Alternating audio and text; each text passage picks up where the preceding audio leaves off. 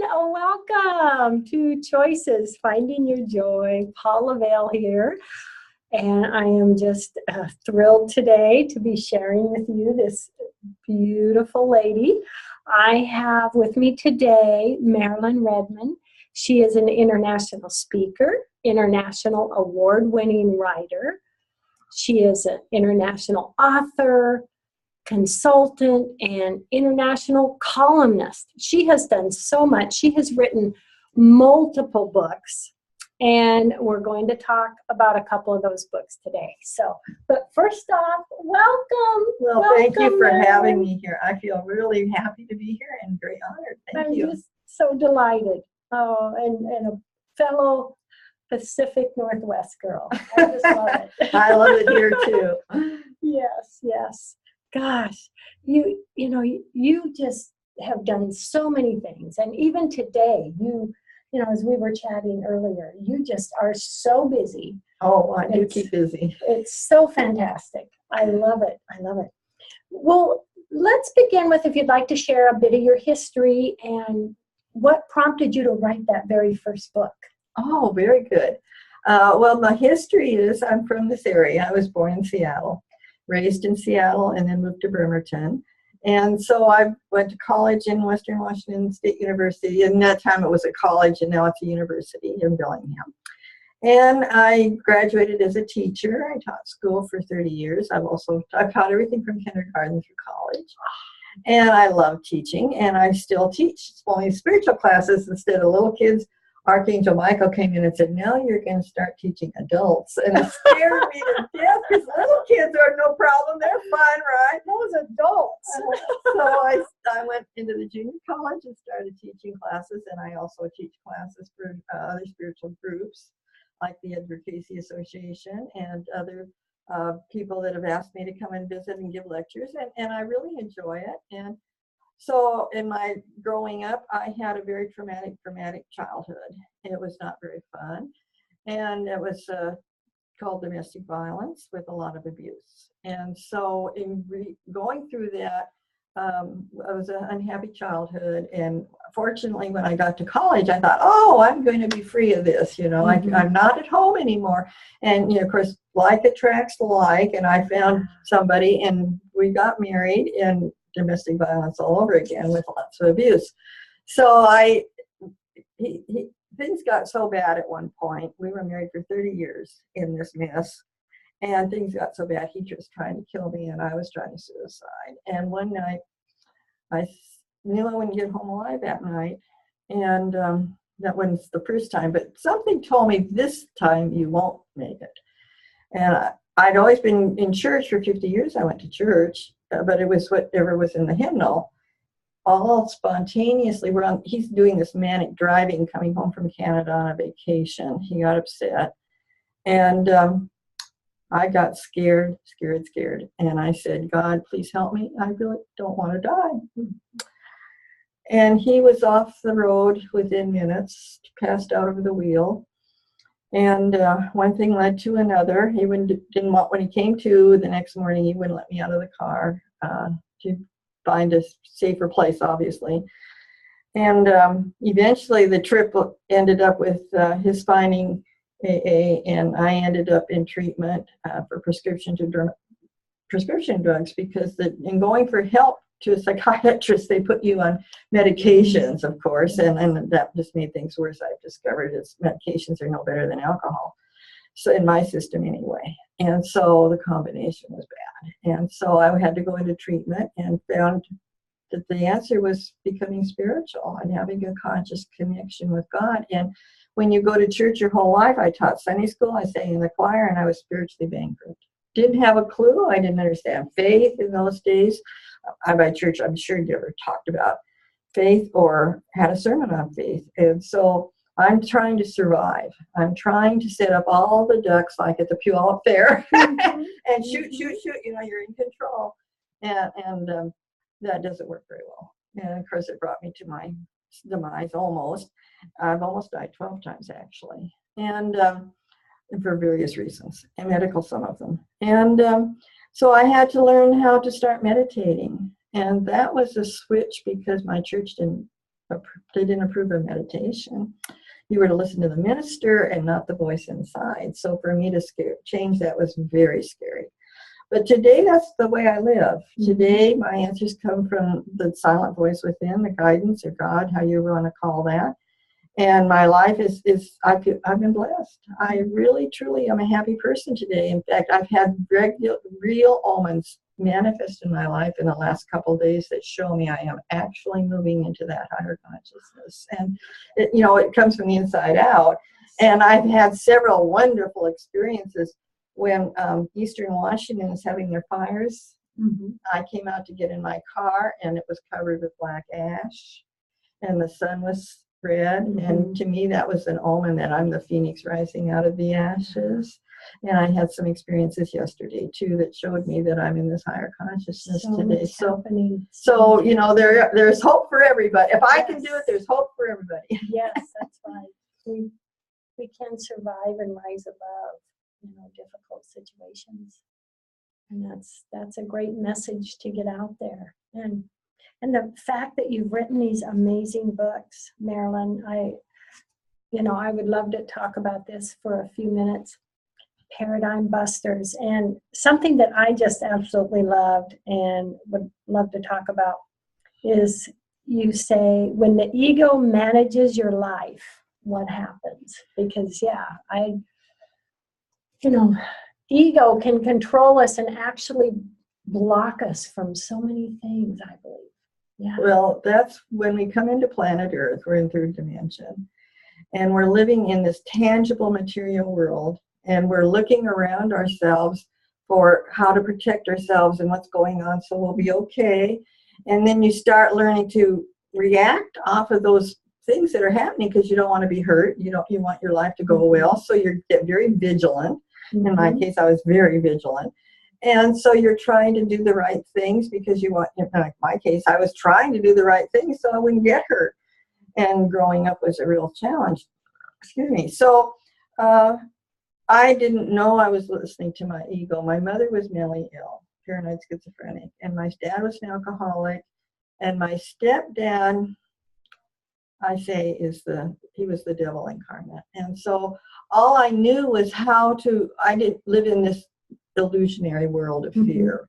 And the ego is edging God out. Well, if you're edging God out, I was a fear-based person. Fear, guilt, and shame ran my life. I didn't know there was another way until I became a spiritual person and discovered you're supposed to be able to separate and discern the truth from the false. Oh, the truth from the false. Oh, what do you mean? I didn't even know what the truth was. So I had to start learning about what the truth is and discern that and separate that so I could find reality.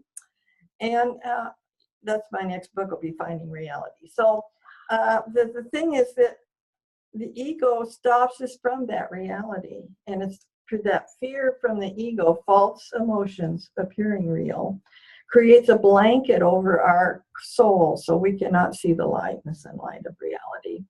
And so as we actually release those fears individually, one by one, humbly remove this fear of and identify it specifically. And then in meditation, I was told to replace each item that I'm releasing with love and grace. They said, otherwise anything can come in and fill the void. So you might as well go to what you want. So every time I release a fear, I replace it with love and grace. And I've done that for 32 years, and that's what this picture's about. That was my last fear, was I become fearless. My last fear was to go up in this huge Ferris wheel at the Seattle waterfront. Oh. And I'd had a traumatic experience in 6th grade in the octopus, and I was never going to ride a circus ride that went high. I remember that ride. And I thought if I fell out of the octopus, I was going to go splat on the ground, and that would be the end of Marilyn. And so I panicked. They took me off the ride immediately. Wow. They saw how scared I really, that was probably the scariest thing in my life. I thought that was the end of Marilyn. And so to face and go up on that ride, I asked my spiritual teacher what to do, because my boyfriend's birthday, that's what he wanted to do for his birthday. And I said, no, I must have told him 5 or 6 times. No, I'm not going up there. And she said, oh, I can hypnotize you and you'll be able to go up. And I do hypnotism for a living. I'm an internationally board certified hypnotherapist. So for past life and regression healing. So I said, oh, if that's what I've got to do, I'll go into meditation and I can change it. Meditation is the same as hypnosis. It's an altered state. So I went into meditation, put myself in the arms of God where I would be safe. And we went up to see it. When I said I would go with him, you should have seen the look on his face.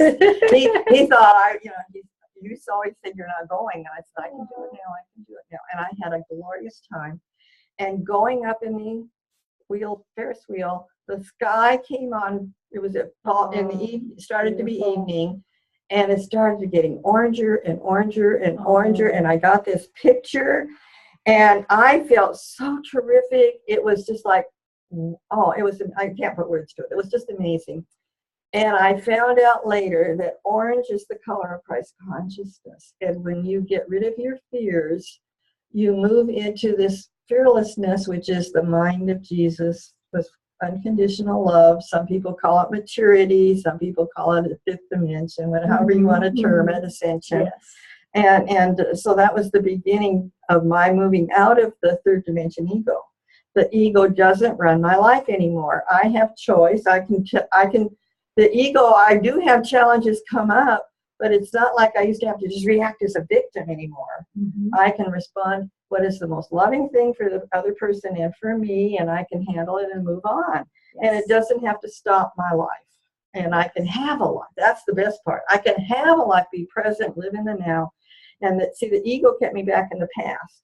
And it replayed the old problems over and over like a little hamster wheel. And when you get into the ego not running your life anymore, now you can step into the now and make choices and enjoy the presence of God. And that's a beautiful place to be. I'm here to say that it's getting better every day. Yes. Love it. Love it. What would you say are some of the high points that you make in this book, Marilyn? Thank you for asking that, because that's one of the things most books actually leave out, is what this is the ultimate how-to book to move into that higher consciousness of God consciousness, Christ consciousness. There's different terms. Mm-hmm. And it's the energy has to move. And so this book explains how you can move your energy up into the Jacob's ladder in the Bible is really a ladder of consciousness, and we're really energy fields. And we can raise our consciousness, that energy inside of us, into higher and higher steps on the ladder. I created a chart in there that shows the different steps that you go through into, so to speak, heaven on earth. Yeah. And so as you're doing that, you need to have some information and tools. So the first part of each chapter is a principle, a universal principle. And we start out with honesty, and then we go into the second one is hope, because we can move out of our insanity into hope, that we can move into being in really where we want to be all the time. And then third step is into faith. And each chapter identifies things in your life that have been obstacles for you, so you can see how to change it and transform it to work for you instead of keep you back in the ego. Yeah. So as you move through the different chapters of the book, your consciousness is being raised, because each principle, as you apply it in your life, and that's what's missing in books, is they tell you what to do, but I show you how to apply it so that it comes into actually manifesting. It's not a head trip, it becomes a heart trip. Oh. And so you can move out of your head and into your heart. Now, the trick is, in churches and most spiritual groups, they don't have you release what's in the way, the barriers you built to protect yourself, or I built. I have to identify all of those and release them and replace them with God's love and grace. And so as we go through the book, your consciousness raises and raises and raises until by the time you get to the last principles, you're moving into the presence of God, or the presence of love, unconditional love, or however you choose to define that space where it's, I feel blessed today. Yes. And the issues, the abuse I went through, the trauma, the drama, all the problems, and I could just give you tons of them, aren't issues anymore. They're not emotionally hanging on to me. I've released all those emotional connections, and I am free of that. And then when our soul is free of that, then our choices just become manifested in our lives. We can create our own reality. Yes. And it's much easier when you don't have the barriers. And yes. So my book shows you how to get rid of what's in the way, so you don't have to protect yourself. Because if you're in the arms of God, or if you're feeling the goodness and blessings of what's really there beyond the fear, that's what you create and manifest. And the fear it dispels the fear. If you walk into a dark room and turn on the light, there is no darkness. So you're living in the light, and that's the reality of love and peace and all the things that we are wanting in our lives. Yes, I love that. And yes, as we're able to release those things such as fear and doubt, anger, and bring in love and compassion, trust, hope, joy, that just lifts our vibration, lifts us up to a higher vibration, and then we have the like attracts like, and then the manifestations just flow. Well, that's why I wrote this book. Is nobody ever said what to do specifically with directions and how to change that. So when you take an inventory of yourself, I have explicit directions of how to address your resentments, how to address your fear, how to address your behaviors, so that those things can be transformed. What I discovered is you can't have faith and fear at the same time. And my article for that just got published yesterday in the new spiritual journal on the internet. And so it's called Faith versus Fear. It's an article just put out yesterday. And then what I discovered about resentments and anger is that if you hang on to that, you're still staying in your little kid. And your little kid the person that you're resentful of didn't do what you wanted them to do. They didn't handle it the way you thought they should have done it. And life ain't going your way. And you're a little 5-year-old throwing a temper tantrum. And that keeps you immature to keep those angers or resentments over and over, and you keep building, and they get larger, and you get more angry, and you get sick, because anger is a disease of the brain, according to Edgar Casey. So as you release those things, what you're really doing is we're growing up. Yeah. And we're not staying little kids anymore. We don't have to walk in the fear. There's no boogeyman. We turn on the light, and we walk out of the fears, and we have choice today for our behaviors to come from a loving basis, and when that's what we create out there. So when you love your neighbor, you love yourself, and it really comes out to be a wonderful solution for coming into harmony and balance in your life. Because isn't every day, a new choice, a new mindset that we can create, and choose the energy we want to put out there, and realize how much power we have. Well, that's really true. It is all about your mindset. Choices. And so many people have been told to limit their thinking. And so there's a lot of affirmations in my book so that you can change into affirming the truth. What I learned in the box of dogma at my church wasn't the truth. It was man-made rules I was supposed to follow. And at one point, it was like a pizza box in my lap. And, like Christopher Columbus thought the world was flat, and that's how people thought. And all of a sudden, one day, the lid came up, and God came out of the box and filled the universe. And so God is in everything I know. It's not just in this box of my beliefs. I don't have a belief today. I know in my heart that I'm a spiritual person. In fact, I know I was created as a Christed person, and this book helps you to release all those human shortcomings so that you can move back into what we were created. Beautiful. So we were created in the image of God. The things that are in the way have stopped us, and this book shows us the way back. I love it. I love it. Would you like to touch on any of your other books? Well, my first book was Roses Have Thorns, and it was a book of poetry explaining the abuse I went through, my early growing up and marriage life, and written in poetry form. So I was going to a writing class and working on my poems, and the teacher was also a publisher. And I went up to her one night after class, and I said, "Can I get you to publish my poems?" So that's how I got published the first time. prior to that, I'd also already been a columnist and done a lot of writing, but that was going to be my first book. And so she says, oh, I was just hoping you would ask me. She says, your book belongs in every counselor's office waiting room. So I thought it was really great. So she published my first book, and I put my own illustrations. I'm an artist, and so I've illustrated the whole book. And all my books now, the covers, everything is my work. And so that was my first book. And my second book, I channel. I'm a medium. And after Saint Germain came in one day, it's on YouTube, but he told me that information needed to go into a book. And that book is called The Real Meaning of 2012, Bringing Heaven to Earth. So when we release our ego, it feels like heaven on earth. So the ego isn't bad. It's gotten a bad rap in some ways. And the poem in Roses Have Thorns explains, my little story about the ego is to make friends with your ego. So when you reduce the influence of the ego down to what's realistic, that's your basic core and inner identity, and you need that. But when we are trying to protect ourselves, it grows and grows out of proportion and stops God working in our lives. So with 2012, the energy changed into Christ consciousness with the photon build. If people are into spirituality, they know what I'm talking about. We now have higher energy around the planet to allow us to return to Christ consciousness. So it helps you to understand the ego's influence and how to deal with that. And that's what that book's about. And then, of course, it took 25 years to write Paradigm Busters. And to put 600 pages together was quite a story. And but it finally got done. It was, of course, a long, long project.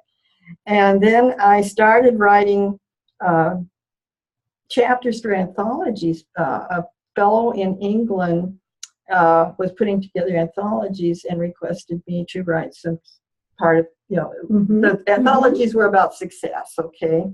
So I wrote these stories about success, and Spirit told me that I was to take those chapters and put them into a book. So they're the stories I wrote for the anthologies, but it's about success not in the material world, it's about inner success. So people need to have hope, and this is kind of my book of hope. That you can change your life from all this material chaos and craziness going on. That's your book of hope. Road to hope, road to success, and that's the inner success. And then I'm working on a book now which will have more of my experiences moving through the principles that are in Paradigm Busters, but my personal experiences that give people examples of how I did it. So that's the book I'm working. It's almost finished now. It's going to be called Finding Reality. And then on Amazon is where all my books are. And I also have ebooks on there. So people can get some just short little articles. They're called ebooks. And so Amazon.com has 8 books that I put together, and several more in the process coming soon. I just really enjoy. I have this international column for the Sussex newspaper every month.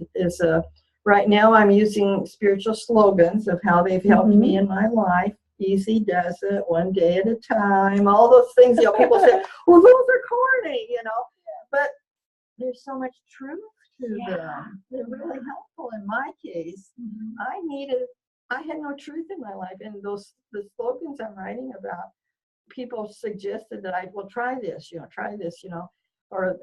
I thought about it, and I thought, well, yeah, I'll try it, and I discovered they really can help you put your life together in a way that's productive, and it worked for me anyway. So I'm sharing, you might say, these little quotes of information I call wisdom today, not slogans. So yeah, it's fun. I love to do past life regressions. In fact, I just did an exorcism on Skype with a lady in California, and I did one a couple weeks earlier in Milton. A lady showed up who's still coming for help, and I love being able to do counseling because people, when they're really ready to change their lives and they're real open to what do I need to do, and they're like a sponge, and it's just exciting to see people grow. It's really fun to see their lives change. And they can tell the difference, and it's just exciting. It's really exciting. Yeah. And it must be just so fantastic that helps so many people, Marilyn.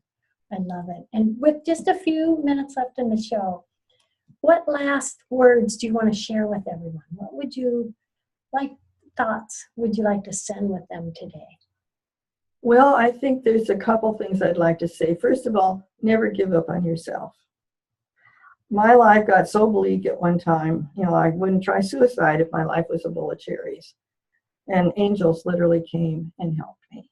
So never give up on yourself, because you're worth more than that. And your life is here to be loved and enjoyed and have all the beautiful, we are on a planet that's gorgeous. The Mount Rainier where we live, and the ocean is close by, and all the beautiful scenery that we have around here. This planet is a beautiful planet. So don't give up in yourself. And, the other thing that really changed my life is learning how to meditate and how to go within and get the answers that really work. So instead of listening, if I listened to my minister, I would have been dead by now, because he said I shouldn't get a divorce. If I'd listened to the medical field, the pills were killing me. They're poison, I know today. I use only homeopathic and healing in God for my recoveries. I've healed 10 addictions, mental illness, domestic violence, all kinds of things in my life. And if I can do it, you can do it, and I help you do it. So don't give up in yourself, and start listening to the voice inside, which has the truth. And you'll get your answers of where to go. The right people, like Paula, will show up.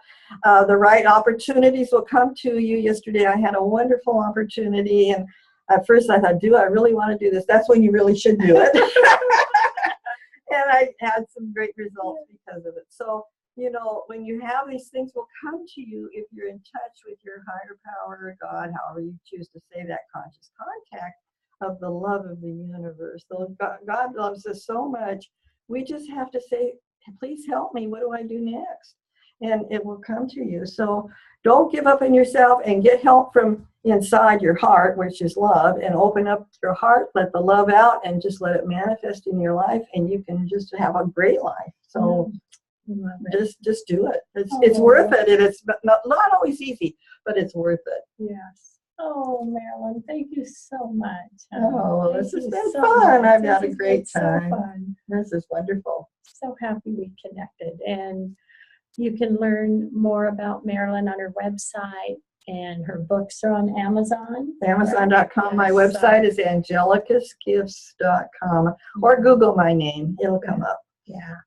So until next week, thank you, everyone. Love, hugs, and blessings to everyone. Marilyn, love, hugs, and blessings. Well, thank you for sending the word out to all these people, because you do so much to spread the word, spread the message. Thank you. Thank you. Everyone is loved. Yes. Bye, everyone. Bye-bye.